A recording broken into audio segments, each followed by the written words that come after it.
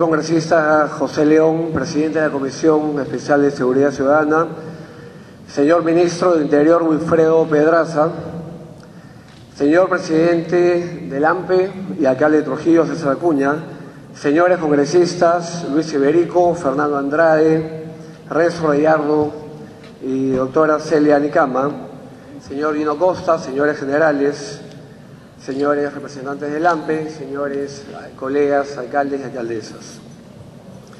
Me toca el día de hoy exponer sobre el sentir, experiencias y propuestas de los alcaldes del país.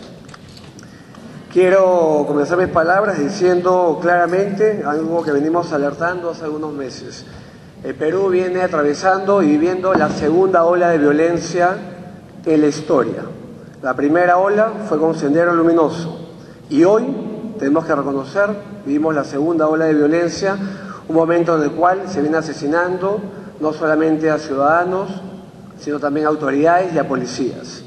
Ninguna vida en un país vale más que otra, pero el hecho de que ya un sicario se atreva a atentar contra la vida de una autoridad significa la total pérdida de respeto a la autoridad, la total impunidad en el país y evidentemente una alerta de que estamos viviendo momentos muy graves en el país. Quiero decirle, señor Ministro del Interior, claramente que bajo ningún concepto, ni quien le habla, ni ningún peruano podría atribuirle a ese gobierno la falta de seguridad ciudadana en el país, claramente. Y es cierto lo que usted dice, el Perú atraviesa un grave problema de seguridad ciudadana porque durante décadas, hablemos claro, se abandonó ese tema, no fue una prioridad, lo fue para los ciudadanos, pero no para los gobiernos salientes, es una realidad y debemos reconocerlo.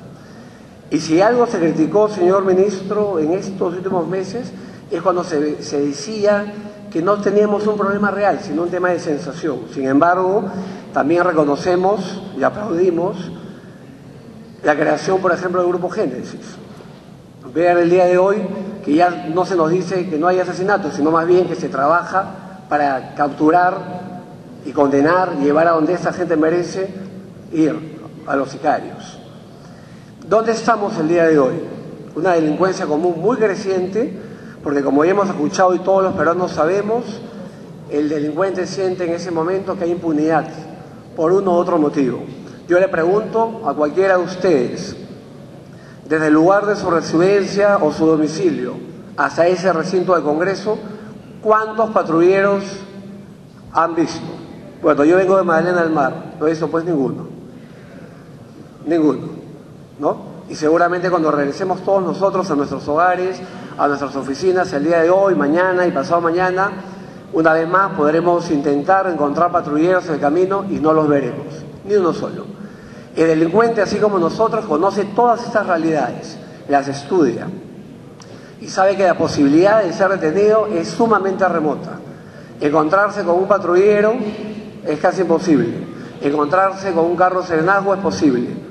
Pero por supuesto, encontrarse con jóvenes entrenados para que no usan arma, que deben enfrentarse a 4 delincuentes armados, porque andan de a 4 y armados, evidentemente hay una desventaja muy grande a favor de quienes velamos por la seguridad de los ciudadanos. Si a eso le sumamos algunas otras instituciones que debemos aplaudir en ciertos aspectos, pero también corregir en otros, como el Poder Judicial, el Ministerio Público y el INPE, decirlo claramente, que permiten que la mayoría de gente y delincuentes que son capturados por la Policía Nacional del Perú sean liberados prontamente. O el INPE, que permite que cuando alguien ya fue condenado, siga delinquiendo desde el penal, siga o salga antes de tiempo porque simula haber cumplido con beneficios, entre otras cosas más que todos conocemos y no vamos a profundizar. Evidentemente entendemos que tenemos que hacer una reforma integral, no de una, sino de todas las instituciones vinculadas a ese tema fundamental que es la falta de seguridad ciudadana en nuestro país.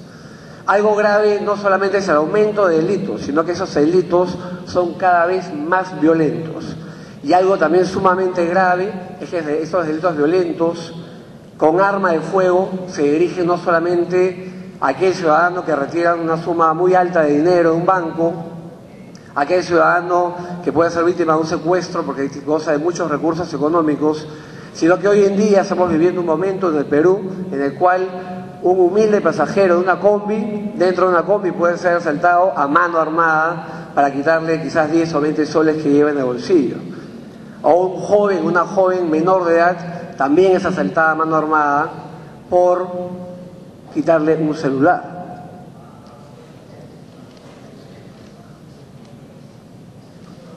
Entonces, está claro, no hay equipos de comunicación, no hay vehículos, y entonces las municipalidades estamos aquí para trabajar por esto.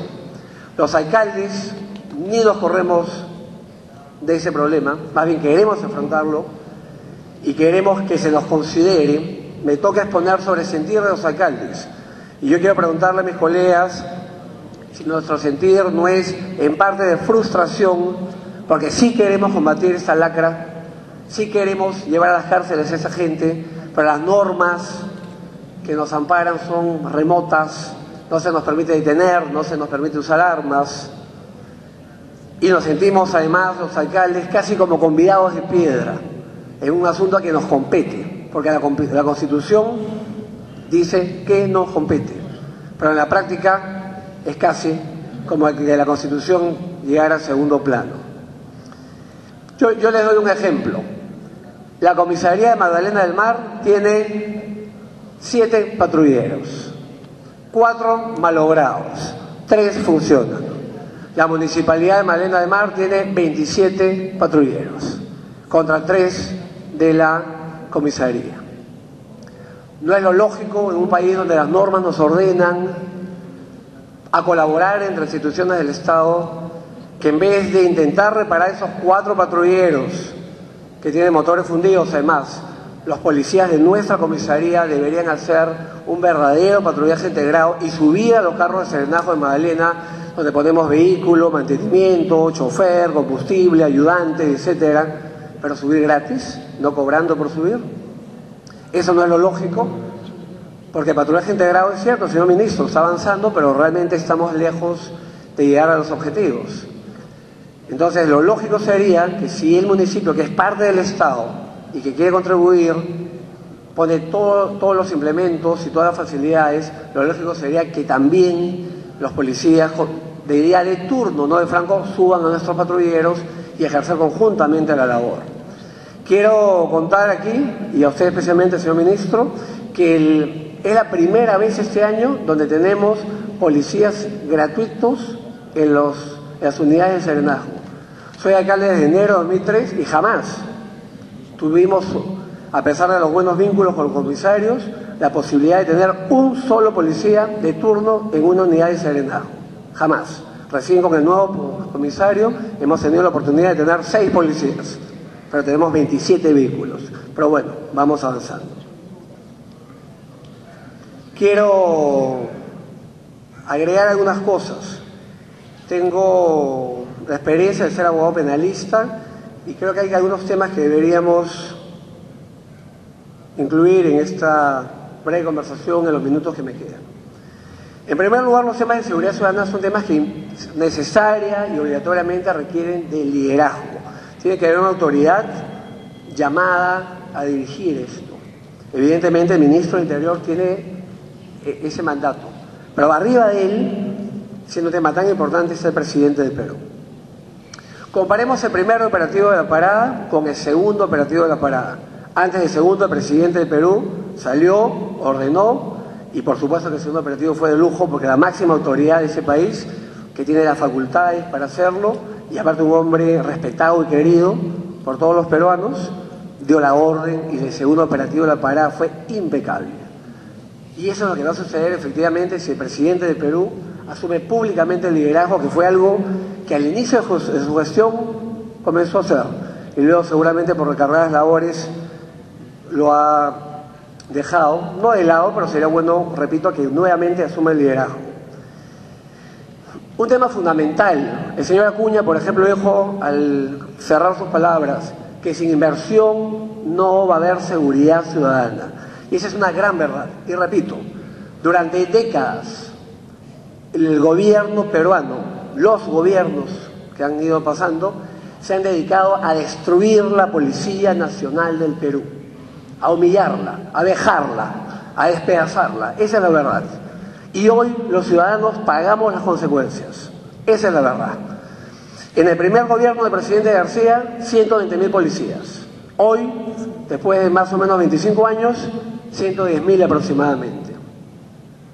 Hoy día hay algún policía que le diga a su hijo, quiero que seas como yo. Seguramente cuando el hijo de un policía le dice a su padre, quiero ser policía, el propio papá le dirá, hijito, mejor no. Las condiciones, los vejámenes de nuestra policía, la falta de protección legal, una policía que no es capacitada, que tiene malos sueldos, que no es protegida, que es un tema fundamental para combatir la falta de seguridad ciudadana, es que nuestra policía pueda disparar, pueda ejercer autoridad, pueda defender a los ciudadanos y pueda defender su propia vida, sin ser luego perseguidos como delincuentes. Es un tema fundamental para controlar y derrotar a la delincuencia en ese país. Nuestra policía tiene que ser protegida. Y un tema fundamental con esto también es el tema del presupuesto. Tenemos claro que parece que para los ministros de Economía de ese país la seguridad ciudadana es un gasto y debe ser vista pues como una inversión. Yo siempre me pregunto, cuando muere un turista en el Perú, asesinado en un acto delincuencial, por ejemplo, hace unos meses murió un turista alemán, ¿cuántos turistas europeos dejan de venir? ¿Cuántos puestos de trabajo se pierden en el país? ¿Cuántos miles o cientos de miles se pierden? ¿Qué sucede cuando sale una embajadora y le dice al mundo, porque no solamente finalmente le dijo a su país, y le dice al mundo que es peligroso venir a este país? ¿Cuánto pierde ese país? ¿No será que con una sola de esas alertas perdimos lo que quizás nos hubiera gastado subir el sueldo de nuestra policía? Hay que estudiarlo. ¿Cuántas empresas dejan de invertir en ese país por miedo a que asesinen a los gerentes, a que los secuestren? Y por tanto, ¿cuántos empleos se pierden por la falta de seguridad ciudadana en el país? Muchos dicen que la pobreza en algunos casos genera delincuencia, pero es que también la delincuencia genera pobreza al ahuyentar la inversión privada y por tanto impedir que muchos peruanos consigan nuevas fuentes de empleo. Y es por ello que nosotros lo que buscamos es que no se suban sueldos en 5 años, ministro. Sé que no depende de usted. Y conozco el poder que tienen los ministros de Economía en este país, lo conozco de manera personal, es la verdad. Pero el ministro de Economía del Perú debe entender que eso es una inversión, mejorar las condiciones de nuestra policía y finalmente mejorar las condiciones de vida de todos los peruanos. Y ojo, la seguridad ciudadana está vinculada a derechos constitucionales, como el derecho a la vida, a la integridad, al patrimonio y otros más. Algo que debemos hacer, regular el vínculo, pues, que fue lo que dije hace un momento con otras palabras, entre la policía y las municipalidades. Hay algunos vacíos legales y, le repito, queremos hacer mucho más de lo que se nos viene permitiendo hacer. No tenemos miedo, quizás algún alcalde tenga miedo, pida seguridad, le puedo asegurar que la mayoría de alcaldes no tenemos absolutamente ningún temor. Fuimos elegidos por nuestros ciudadanos para defendernos. Y en eso no vamos a parpadear ni un instante. No tenemos miedo, no pedimos seguridad para nosotros, pero sí pedimos seguridad para nuestra gente, para nuestras mujeres, para los niños de nuestros distritos, porque para eso fuimos elegidos. Gracias. El tema, por ejemplo, de las juntas vecinales, de las cuales se habló hace un momento. Ese es un ejemplo que yo quiero darle a los que no lo conocen.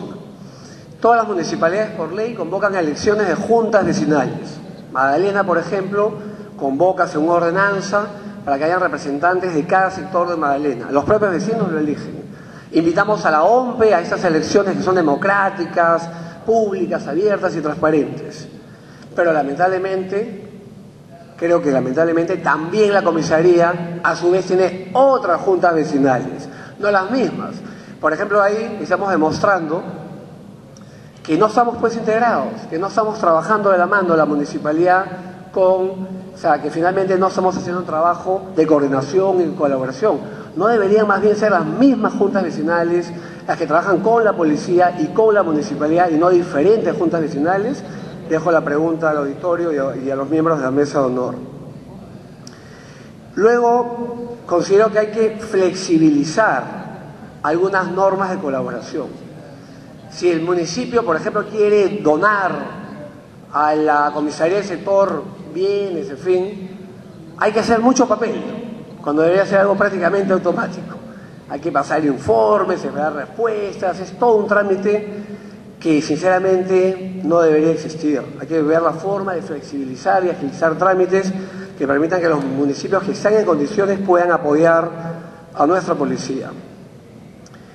Hemos descubierto hace poco, por ejemplo, una norma que le impide al municipio donar balas, municiones y armas.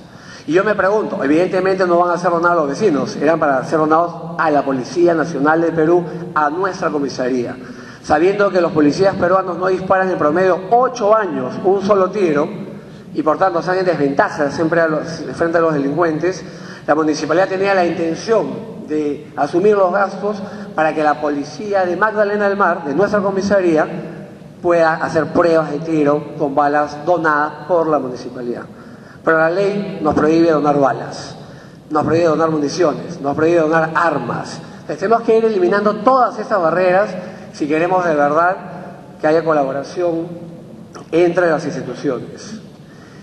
Asimismo queremos, los alcaldes, por ejemplo, poder supervisar la labor del comisario. No solamente dialogar con él, llevarnos bien con él, sino también poder supervisar su labor. En todo grupo humano seamos claros, hay elementos buenos y hay elementos malos, aquí y en cualquier parte del mundo. Y así como hay elementos muy buenos, que son todos aquellos policías que trabajan en su día de franco para llenar la olla de su casa, son los honorables. Yo puedo contar el día de hoy que junto a mi casa, no mi casa, sino junto a mi casa, muy cerca de mi casa, la casa de uno de mis vecinos la cuida un coronel en actividad. Un coronel en actividad.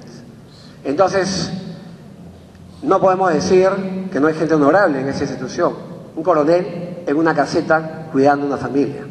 No es justo para la imagen de la institución, no es justo para ese coronel, no es justo para los peruanos. Pero dejamos claro que eso significa que hay gente muy honorable en la Policía Nacional de Perú. Pero también hay malos elementos que hay que erradicar, como en toda institución pública o privada. Y por ello creo que es necesario que podamos generar mecanismos de supervisión de la labor en las comisarías, sin ser el jefe directamente del comisario, pero no solamente en las comisarías, del Poder Judicial. ¿Qué pasa con los detenidos? ¿Por qué son soltados tan rápidamente? Fiscalía, Poder Judicial, y por qué no decirlo, del INPE también. Hay elementos y hay planes a largo plazo, efectivamente, modernizar a nuestra policía, capacitarla, tecnificarla, tomará muchísimo tiempo. Y me temo que, mientras tanto, muchos peruanos más van a morir en el camino. Sin embargo, no es menos cierto que así como hay planes a largo plazo, deben haber planes a mediano plazo y planes a corto plazo. La delincuencia es un círculo vicioso. ¿Dónde termina el crimen? ¿Es San Jacinto? ¿Es las Malvinas? ¿O no? ¿Dónde termina todo lo que nos roban a todos nosotros? Y muchas veces costándole la vida a muchos peruanos. Todos sabemos dónde va todo eso. Nadie tiene la menor duda. Y claro, pues, mientras hay un mercado abierto comprándole a todos estos delincuentes todo lo que roban abierta y públicamente, y mientras los ciudadanos sigan además acudiendo a esos lugares a seguir comprando lo que a ellos mismos les han robado, evidentemente la delincuencia continuará. Yo no creo firmemente, y lo digo por algo de experiencia que tengo en esto, que las leyes solucionen por sí solas las cosas. Las leyes, como siempre decimos, son como una llave de ruedas. La llave de ruedas sin mecánico no cambia de rueda, pero el mecánico sin llave de ruedas tampoco puede cambiar la rueda. Y aquí quiero hablar pues un minuto de la receptación. Un delito que se comete a vista y paciencia de todo el Perú y que la pena máxima es de 1 a 3 años. Es decir, si mañana la policía cierra San Jacinto Seguramente pasado mañana va a abrir nuevamente y todos van a estar libres porque la pena es insuficiente. Y así como hay otros elementos como la tenencia ilegal de armas, que es un hecho gravísimo, los delincuentes están premunidos en su gran mayoría de armas de fuego, el Congreso ha hecho esfuerzos, hizo una amnistía, pero entendemos claramente que el porcentaje de armas devueltas fue muy bajo, como era de esperar. Ahí tienen una pena de hasta 15 años para la tenencia ilegal de armas. Ahí lo que falta es la intervención de la policía. Y en la receptación lo que falta primero, señores congresistas, señor congresista León, es, creo yo, humildemente, primero modificar la norma.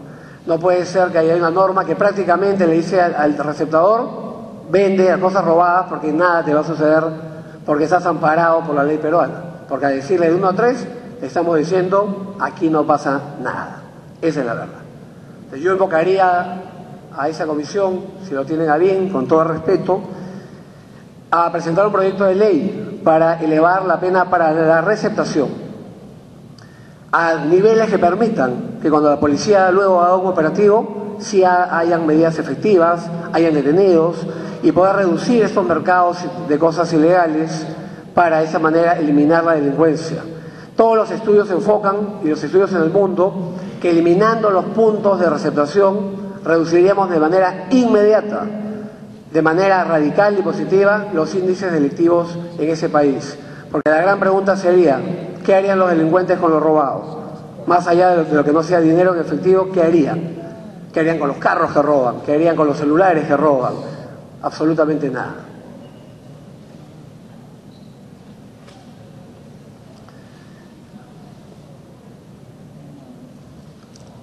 Y señor ministro, acabo, y señores congresistas y señores colegas, porque me avisan que mi tiempo ha terminado, es un tema realmente muy largo, que podríamos hablar creo que un día completo, pero es cierto que quiero terminar mis palabras con la venta ilegal de armas. Todo es público, Ciudad Nuestra incluso ha escrito alguna vez sobre esto. Son públicos los lugares donde se está vendiendo armas ilegales. Y es público además que lamentablemente hay autoridades, hay mafias muy poderosas en esto. Cada vez que uno habla de esto, mucha gente que conoce el tema me dice no toques el tema, es muy peligroso. Pero bueno, sí lo tocamos. Hay mafias poderosas en ese país detrás de la venta de armas ilegales. Por eso gringachos y jóvenes que asesinan de 15 años, 16, 17, tienen armas. Escapan del penal, del centro de menores y nuevamente a la semana tienen otra arma. El control de armas ilegales en el país es un tema pendiente.